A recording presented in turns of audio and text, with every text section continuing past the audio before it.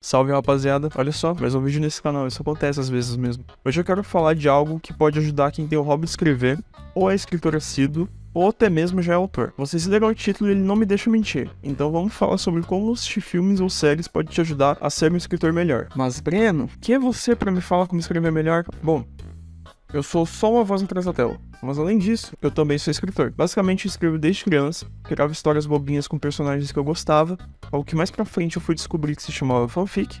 Em 2017 eu publiquei um livro no Wattpad, que não tá mais disponível. E a partir de 2019 eu comecei a me dedicar em criar um universo só meu, se passando aqui no Brasil, na pegada de fantasia urbana, e às vezes umas novelas de horror gótico também situadas aqui, fazendo parte desse mesmo universo. Já publiquei alguma coisa? Não, mas eu tenho 2 romances escritos, 2 novelas, um bestiário sendo desenvolvido, alguns contos que escrevo às vezes, também um monte de ideia que eu ainda não coloquei em prática. Eu também já mestrei algumas vezes de RPG com meus amigos. A primeira campanha foi a pior coisa que eu já escrevi, a segunda melhorou um pouco, e por fim, a terceira ficou bem melhor. Eles aprovaram muito mais, além de também se divertirem muito mais e ficarem intensos com muito mais frequência. Agora que eu já deixei meu currículo com vocês na esperança que ninguém jogue ele no lixo, ou dobre ele e passe para a próxima pessoa, vamos ao assunto do vídeo. Não é mistério pra ninguém que para um filme ser idealizado ele precisa de uma porrada de gente que vai ser responsável por cada uma das coisas. Claro, a gente não tá falando de filmes independentes, aí a história é diferente. Para essas pessoas não ficarem perdidas sobre o que fazer com o filme, eles precisam de um diretor. O cara que vai coordenar a equipe, que vai mexer as câmeras, que vai falar pro editor o que deve ou não deve continuar no filme, como o filme precisa ser editado e essas coisas. Acho que vocês já devem estar entendendo onde eu quero chegar. No cinema, existem várias táticas de direção, seja a forma de posicionar a câmera para o público se sentir de tal forma enquanto vê a cena, ou para demonstrar como um personagem se sente naquela situação, ou utilizar as cores para passar a sensação daquela cena ou o sentimento dela através delas. Um diretor também precisa saber como apresentar um personagem. Você, como autor, não pode dizer como a câmera está posicionada naquela cena ou como a cor do ambiente influencia no emocional do personagem, mas um escritor não é tão diferente de um diretor. O escritor é o diretor das próprias ideias. Eu vou usar os livros que eu escrevi para dar exemplos, mas sem falar ou mostrar muito deles, já que isso não é muito minha praia. Eu tô aqui pra ensinar e não pra fazer um jabá de uma coisa que nem saiu ainda. Na verdade, eu queria muito poder usar livros de outras pessoas pra poder dar exemplo aqui, principalmente de autores brasileiros. Mas ultimamente eu tô lendo muito pouco e não conheço muitos livros que tiveram filmes como inspiração pra poder existir. Tirando as fanfics. Esquece as fanfics.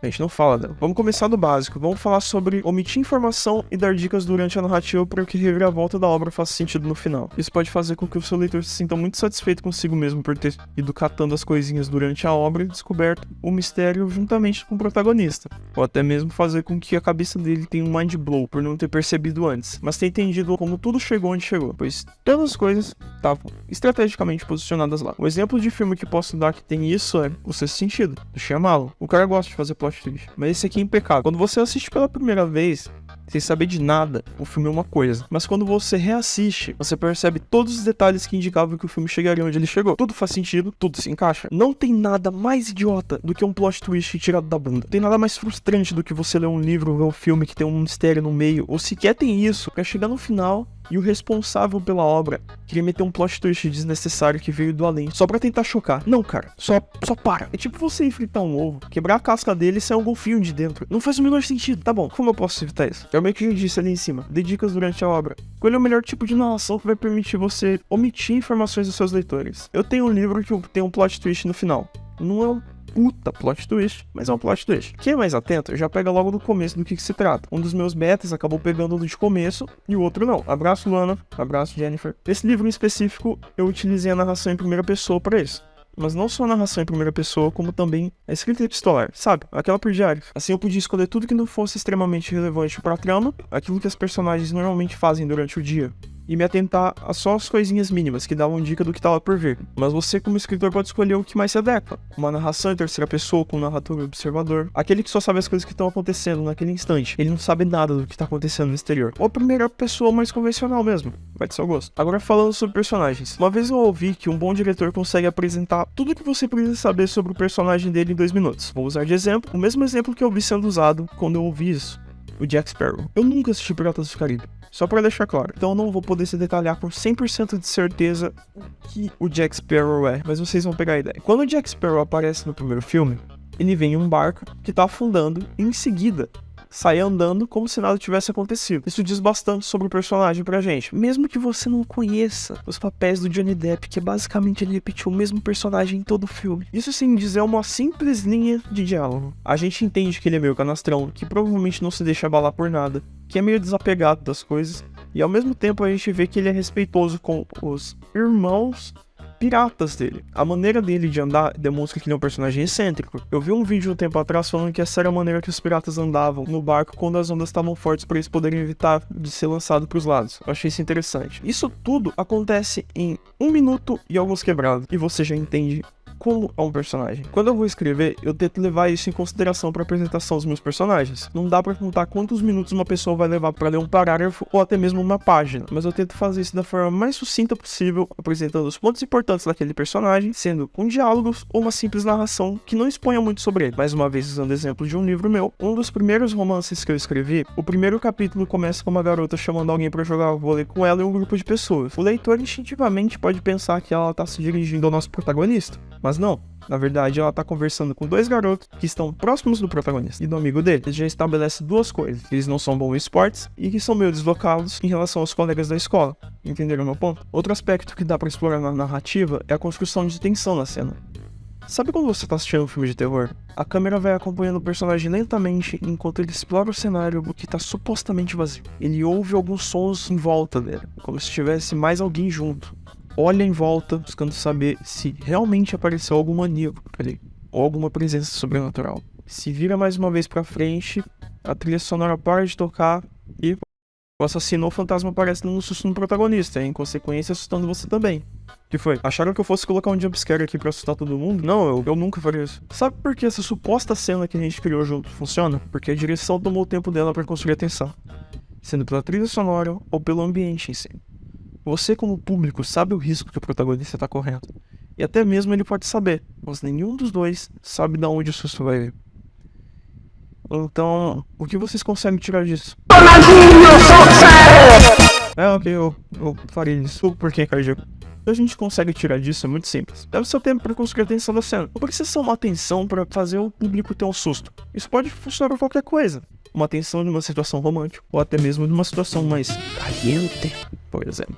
Mas não leva muito tempo, senão fica muito chato. Não tem nada mais chato do que ler um parágrafo enorme de um personagem fazendo coisas que não vão levar a nada, ou do narrador descrevendo o ambiente átomo por átomo pra tentar fazer uma cena intrigante. Eu meio que dei uma roubada nessa dica, porque eu aprendi muito mais sobre isso estudando e lendo sobre terror gótico do que vendo filmes em si. Os filmes ajudaram, claro, mas o que me fez entender melhor nisso foi o terror gótico em si, sabe? Frankenstein, Drácula, Carmilla e tudo mais. Olha só, eu falando de vampiro mais uma vez. Em Drácula, por exemplo, a gente tem a cena do Jonathan Harker querendo ir embora do castelo do Drácula, já que ele descobriu algumas coisas um tanto peculiares. A caralha do conde dorme num caixão e tem um monte de mulher gostosa querendo matar ele, mas o Jonathan não quer deixar, ele é o último romântico. O conde sabe que o Jonathan sabe disso, mas ele prefere continuar usando sua máscara de bom anfitrião. Então, quando o protagonista fala que vai embora, o Drácula não se opõe a isso. Muito pelo contrário, ele inclusive acompanha o hóspede até a porta.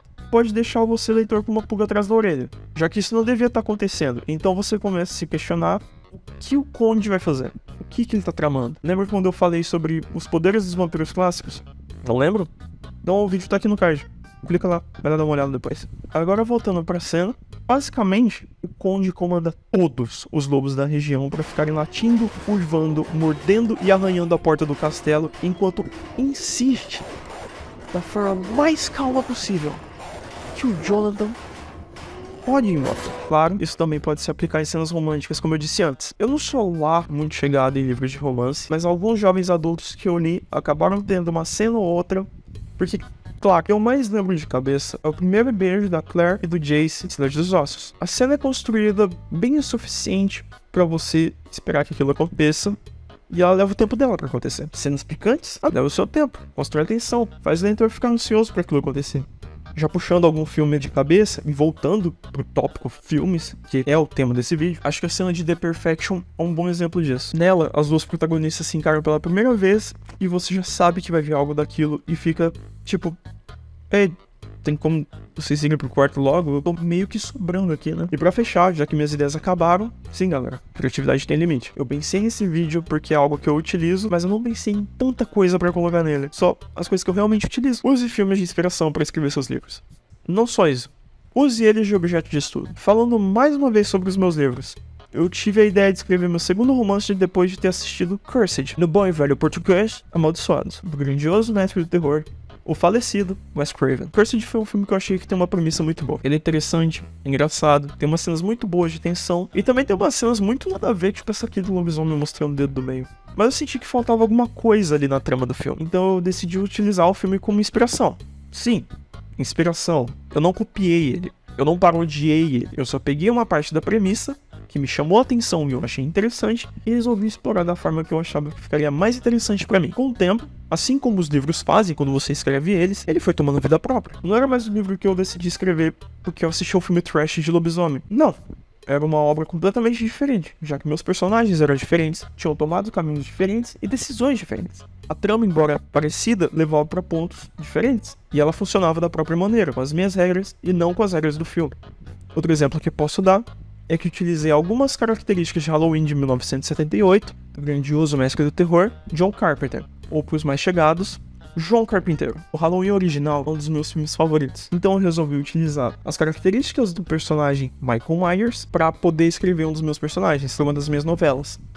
Pra quem vive debaixo de uma pedra e nunca assistiu Halloween, ele é um filme de terror slasher, sabe? Aqueles filmes de assassinos mascarados. Ele estabeleceu muitos clichês pros filmes do gênero, entre eles o assassino apático. Michael Myers não é só um assassino como Ghostface, ou Jason, ou Fred Krueger, que atacam pessoas específicas. Não, no filme original ele é um personagem silencioso, que usa uma máscara que não tem expressão alguma e mata qualquer um que entra na frente dele, ou que despertou um certo interesse, né? Todos são vítimas do acaso. Aquela situação podia acontecer com qualquer um, e ele leva o tempo dele pra fazer o que ele quer. E não é só isso. Embora o Michael seja um personagem humano no primeiro filme, porque sim, ele age de uma maneira quase sobrenatural. Tá sempre atrás das protagonistas, mesmo que elas não saibam que ele tá ali. Ele cai de uma altura surreal e desaparece em seguida, como se nada tivesse acontecido. O que eu fiz? Peguei o arquétipo e transportei para um vilão meu. Então peguem filmes que vocês gostam e vejam eles com mais atenção. Tentem entender o que cada cena quer passar. Isso vai ajudar vocês a construir uma narrativa melhor nos seus livros ou nos seus contos. Vejam filmes clássicos ou filmes recentes aclamados pela crítica. Saiam da zona de conforto, de só ficar vendo os mesmos filmes que têm a mesma estrutura de roteiro.